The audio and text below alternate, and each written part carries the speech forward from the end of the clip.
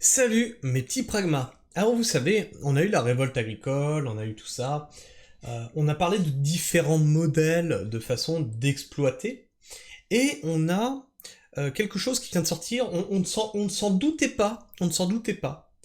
La mécanisation plombe le revenu des éleveurs. Ah bah ça alors, si je m'attendais à ce que des outils qui nécessitent des charges d'entretien, qui nécessitent du matériel, de la main-d'œuvre, de l'essence, des huiles, des graisses, etc. Tout ce que tu ne peux pas produire chez toi.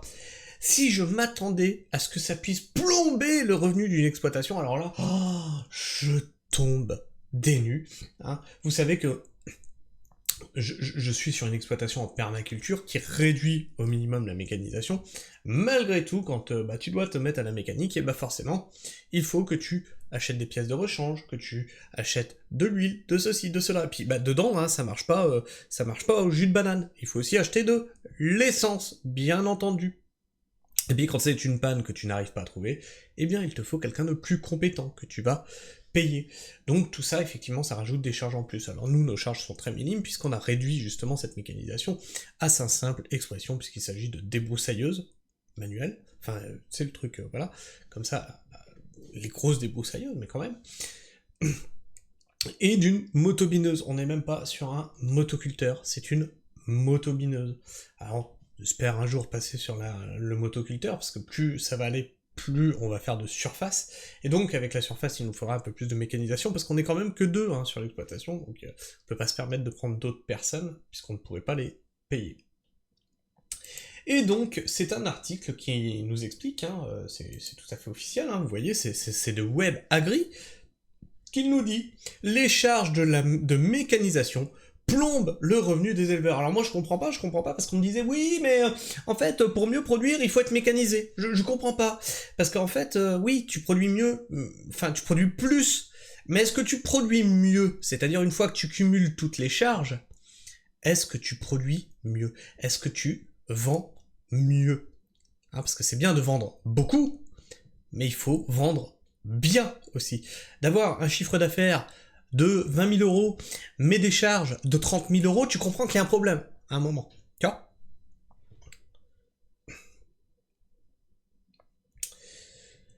Bâtiments et charges de mécanisation comptent parmi les éléments qui alourdissent le coût de production des éleveurs allaitants. Les charges de mécanisation et de bâtiments expliquent en partie les écarts de revenus observés dans les exploitations bovins-viande pour Thierry Turian, on va le prononcer à la française, ingénieur territorial, il faut viser les moins de 1,5 chevaux par hectare de surface dédiée à l'élevage. Thierry Turian, ingénieur territorial, a dressé une analyse de la filière allaitante du Massif central. L'objectif ? Identifier les actions possibles au service du revenu des éleveurs. Parmi les principaux postes qui grignotent le revenu des éleveurs, figurent les charges de mécanisation et de bâtiment. D'après une étude menée sur 25 naisseurs, engraisseurs du bassin charolais, membres du réseau Innocis, il y a un facteur de 1,66 sur les charges de mécanisation entre les exploitations les plus performantes et celles sans rémunération. Comptez 98 € de charges de mécanisation pour produire 100 kg de viande. Donc on est quasiment à 1 € pour le kilo de viande, quoi. De charge. Juste en mécanisation. On n'a toujours pas payé l'électricité, on n'a pas payé ça et ça, on n'a pas payé, voilà, tout ça. Ce qu'il y a derrière. Pour les exploitations dans le vert, contre 163 € pour celles en fin de classement. Alors, on est quand même à 1,63 € le kilo de viande pour celles en fin de classement. Interviennent ensuite les charges d'alimentation, avec un facteur de 1,4 entre les fermes les plus performantes et celles peinant à se dégager un revenu. Viser un cheval hectare de surface fourragère. Il y a une relation directe mathématique entre le niveau de rémunération de l'éleveur et le nombre de chevaux mécaniques par hectare. Et voilà, on tombe souvent dans toujours plus, donc toujours plus gros, toujours de plus gros tracteurs, de plus grosses machines, plus puissants, qui vont, tu vois, on va pouvoir labourer beaucoup plus large, on va pouvoir récolter beaucoup plus large. Ouais, sauf qu'à la fin, t'es plus rentable. Poursuit l'expert, appuyé par une étude de la Chambre d'agriculture de la Loire. Les éleveurs qui ont entre 1 et 1,5 cheval mécanique par hectare ont en moyenne la capacité de dégager un peu plus de 2 SMIC par UMO. Alors, unité... Ah putain, unité... je sais plus. Les exploitations qui ont entre 2,5 et 3 chevaux par hectare sont quasi systématiquement en dessous de 0,8 SMIC. Voilà, donc tu vois, le mec qui a 1 à 1,5 cheval par hectare de mécanique, donc une mécanique plus légère, peut espérer se tirer 2 SMIC. Voilà. Les exploitants qui ont des gros véhicules, de 3 chevaux, ne peuvent même pas espérer dépasser le SMIC. 0,8 SMIC. Ces écarts de coûts de production se traduisent inévitablement par une grande amplitude de revenus. Sur un échantillon de 300 ateliers naisseurs, fournis par Serre France. Alors Serre France, c'est un cabinet comptable spécialisé dans l'agricole. On est passé nous aussi par ce cabinet-là pour mettre en place notre exploitation de maraîchage. Fourni par le Serre France de Bourgogne-Franche-Comté, un tiers des élevages ont un prix de revient inférieur à 6,36 €. Ces éleveurs dégagent jusqu'à 2 SMIC par UMO, précise l'ingénieur. À l'inverse, un tiers des éleveurs a un prix de revient dépassant les 8,20 € le kilo de carcasse. Ce niveau de charge permet au mieux de générer un demi-SMIC par UMO, voire moins selon les structures. Les prix de revient varient du simple au double. Les écarts de prix de revient varient du simple au double, commente Thierry. Même si les vaches étaient payées 2,5 € le kilo de carcasse et les broutards 1,40 € le kilo de carcasse, le kilo vif, pardon, de plus qu'aujourd'hui, un quart de ces éleveurs n'atteindraient pas encore le niveau de 2 SMIC par UMO. Mais travailler sur les charges de structure reste un challenge. Et oui, parce que ça, c'est un truc qui est souvent oublié en fait. C'est, t'as une structure, t'as des bâtiments, t'as des engins, et ben tout ça, c'est des charges. Certes, c'est une aide à ta production, mais c'est des charges aussi. Alors, Lemart, alors je sais pas, Eric, Édouard, Edmond, on sait pas. Lemart, éleveur bovin, en témoigne. Même en utilisant du matériel de CUMA, on se retrouve vite avec une centaine de puissances de chevaux sur la ferme. Avec 50 hectares dédiés à l'élevage, l'agriculteur est à environ 4 chevaux hectares. Mais il faut bien un chargeur pour que ça tourne, et un tracteur pour affourager et pailler. Même avec des vieux tracteurs, on monte vite à 100 chevaux. Et voilà. Parce que, effectivement, quand on a poussé les exploitations à être de plus en plus grosses, parce qu'on a baissé les prix, on a tiré les prix vers le bas. Donc il faut de plus en plus de vaches, de plus en plus, etc., etc. Donc tout ça, forcément, tu le fais plus à la main. Moi, je vous dis, j'ai grandi à côté d'une ferme à l'ancienne. L'étable, un tracteur ne rentrait pas dedans. Ou alors un petit tracteur petit tracteur vigneron, parce que on avait la place d'être peut-être à 2 côte à côte dans l'allée centrale, où les vaches étaient en train d'être nourries, voilà, où elles logeaient l'hiver, tu vois. La stabulation. La stabulation à l'ancienne. D'autant que l'âge du chef d'exploitation est souvent un facteur expliquant les charges de mécanisation. Bah oui, plus tu vieillis, moins tu as de force physique, donc plus tu vas avoir d'aide mécanique. Comme de bâtiments. Lorsqu'on est en phase d'investissement, on n'a pas les mêmes résultats. Mais pour Thierry Turlan, il n'y a pas les cinquantenaires d'un côté et les jeunes installés d'un autre. L'analyse détaillée du coût de revient reste un levier à actionner pour diagnostiquer la santé des exploitations. On est sur un levier d'action à la portée de l'éleveur. Donc on va voir un petit peu ce qui se passe dans les commentaires, ce qu'ils en disent. Et les robots dans tout cela, c'est 50 € minimum des 1000 litres avec l'entretien et les remboursements, sachant que dans bien des cas, comme cela ne passe pas financièrement, on passe en mode l'occasion tout compris, et là on arrive très vite à 60 voire 70 € les 1000 litres que pour la traite. Si l'on rajoute, oui parce qu'il y a les salles de traite automatisées. Si l'on rajoute tous les autres robots, on doit passer les 100 euros, les 1000 litres. Le problème des statistiques, c'est qu'elles passent souvent à côté du réel. Le nombre de chevaux hectares est peut-être corrélé avec la qualité du foncier par exemple. Ici, moyenne montagne, des petites parcelles de partout, on a des charges de mécanisation élevées avec des débits de chantier moyens, ce qui impacte la qualité des fourrages et les résultats. Mais c'est comme ça. Le Piémont, à 15 minutes, ça n'a aucun rapport, moins de chevaux, plus de débit, etc., etc. En fait, ce qui tue l'agriculture, ce sont tous ces gens qui sont payés à nous expliquer que de leur bureau, comment faire notre métier. Alors ça oui. Oh ça oui. On a une masse administrative qui ne sait même pas ce qu'elle fait.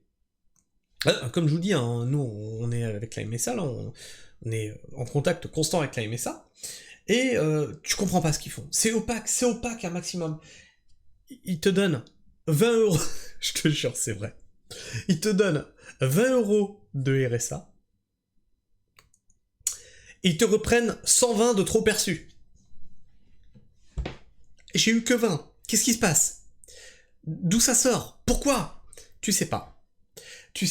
Et tu galères. Là, ça fait 3 mois qu'on essaye de comprendre pourquoi ils nous ont pris. En fait, t'es dans la merde. Ils te prennent plus d'argent que ce qu'ils te donnent. Tu sais pas pourquoi. Tu comprends pas ce qu'ils font. Eux non plus ne comprennent pas ce qu'ils font. Quand t'arrives à voir quelqu'un, c'est on va se mettre en relation avec le service concerné. T'as plus de nouvelles. Je vous jure, faut pas être dans la merde. Hein. Je vous jure, hein, si vous avez besoin de quelqu'un, faut pas être dans la merde au niveau de la MSA. Il faut avoir la bonne puissance et pas acheter un 150 chevaux, parce que le voisin a un 140 chevaux. Voilà, c'est clair, et ne pas avoir 3 tracteurs si 2 suffisent. Il y a 3 ans, le tracteur avec fourche immobilisé 2 mois sans aucun tracteur de remplacement. Je l'ai revendu pour en acheter un neuf avec fourche, et 1 an après, j'en ai acheté un d'occasion avec un bâti. Les tracteurs, il ne faut pas les ramener à la surface puisqu'il y est fait plein de tâches de manutention, transport, soins. C'est complètement aberrant et simplificateur. Les chevaux hectares ne veut rien dire. Un tracteur de Kuma, c'est 180 à 200 chevaux. Nous coûte 36 euros de l'heure, total 600 heures par an. Les miens réunis, 3,6 chevaux à l'hectare, égale 2460 heures par an. Coût de leur moyenne 12 euros. Pot commun, les vieux tracteurs aident à payer les nouveaux. En élevage, on est obligé d'avoir plusieurs tracteurs capables d'alimenter. Comme dit Momo, je n'ai jamais vu un conseilleur venir m'aider pour la panne du vendredi, soir ou week-end. Pourquoi donc seulement la surface vouée à l'élevage? Un tracteur d'éleveur sert aussi pour les cultures. Il faut comptabiliser toute la puissance moteur, y compris télescopique, et diviser par la SAU. C'est bien plus simple, d'autant plus que ce critère est aussi important en grande culture, et pas si différent. Et Momo qui nous dit, très intéressant, mais une question. La SAU c'est surface agricole utile. Hein. Très intéressant, mais une question me vient, si les meilleurs peuvent se dégager 2 SMIC mensuels, soit environ 30 000 euros annuels, comment fait un jeune installé qui paye des emprunts, puisque 30 000 euros annuels, c'est à peu près ce que l'on doit rembourser. Donc en gros, le jeune installé doit être meilleur que les meilleurs, sinon il ne mange pas. Et souvent, quand tu es jeune installé, tu n'es pas dans les meilleurs, puisque tu es en train d'apprendre et tu fais des erreurs. Le truc du 1 cheval hectare, mais qu'est-ce que je vais en faire de ces saloperies de canasson? Blague à part, j'ai un peu plus de 5 chevaux hectare, et j'ai un coût de méca très bas. Ça parle qu'il faut mini un tracteur avec chargeur. Bah non, pas d'accord. Comment tu fais le jour où il est en panne? J'en ai 2 équivalents pour moi. Le premier, travail quotidien, et d'affourager mes bestiaux, 6 pannes. 6 pannes il y a, je saute sur le deuxième tracteur, finis les bestiaux, et là, ensuite, je regarde ce qu'a le premier tracteur. Alors oui, ça c'est intéressant. Pareil, hein, j'ai 2 débroussailleuses, si jamais je suis emmerdé, je prends la seconde, et je regarde, quand j'ai le temps, celle qui est en panne. Ouais, c'est ce qu'on fait. J'ai qu'une motobineuse, mais effectivement, l'idée est pas con d'en avoir une seconde, ou le motoculteur, hein, comme je vous disais. Et la motobineuse en cas de dépannage. On a plusieurs pompes, parce que ça c'est un point critique de l'exploitation, hein, parce que si tu n'arroses pas, ça crève. Donc on a plusieurs pompes. Si une pompe tombe en panne, on remplace. Je crois qu'on a 4 pompes différentes. Alors pourquoi 4 pompes différentes? Parce qu'on peut en mettre 2 en même temps aussi à pousser. Une panne style inflexible, ça n'immobilise pas trop longtemps le bousin, mais exemple d'un embrayage ou problème de pont, ça arrive toujours quand on s'en sert et qu'on en a besoin. Effectivement, tu vas pas avoir de panne quand tu t'en sers pas. En général, t'as pas de panne. Quand on n'a pas besoin, bah, tu l'utilises pas, donc il n'y a pas de panne. Enfin, bref. Qu'est-ce que vous pensez de tout ça? Est-ce que vous pensez que la mécanisation est quelque chose de très important, il faut investir dedans? Ou est-ce que vous pensez que la mécanisation est aussi ce qui plombe les revenus agricoles? Dites-moi ce que vous en pensez dans l'espace commentaire, partagez-moi votre avis et vos opinions, puis comme d'habitude, hein, tu connais la musique, hop là, c'est par ici, hop là, tu t'abonnes, tu cloches, tu partages, et tu likes. Alors pourquoi je vous demande ça? Parce que, eh bien, avec les sujets qu'on aborde sur la chaîne, qui sont le grand rhume 19 de temps en temps, les sujets des fois conspi, etc., eh bien, YouTube est devenu très frileux par rapport à ma chaîne et me ghost ban régulièrement et me démonétise des vidéos. Donc si tu fais des likes et des partages, ça aide grandement la chaîne à évoluer, puisque je suis ghost ban, je suis moins recommandé dans l'algorithme YouTube. Donc ça, c'est pour aider la chaîne, hein, c'est le sub du pauvre, on pourrait dire, et tu peux faire le sub du riche, et me montrer que toi aussi, tu fais partie de la classe bourgeoise, alors que je tape souvent dessus. Eh bien, tu peux appuyer sur le petit bouton don, dans l'espace commentaire, le petit truc merci, c'est un petit cœur avec une croix au milieu, et puis tu mets ton don, 2 euros, 5 euros, 3000 euros si tu veux, merci beaucoup, pour aider la chaîne et son créateur. Ou tu peux aussi le faire sur Tipeee. En tout cas, quoi qu'il en soit, tout ça n'est pas obligatoire, sauf si tu peux quand même liker et partager, hein, ça serait bien. Tout ça n'est pas obligatoire. Moi, je vous fais la bise. Prenez soin de vous, prenez soin du sol, et restez pragmatique.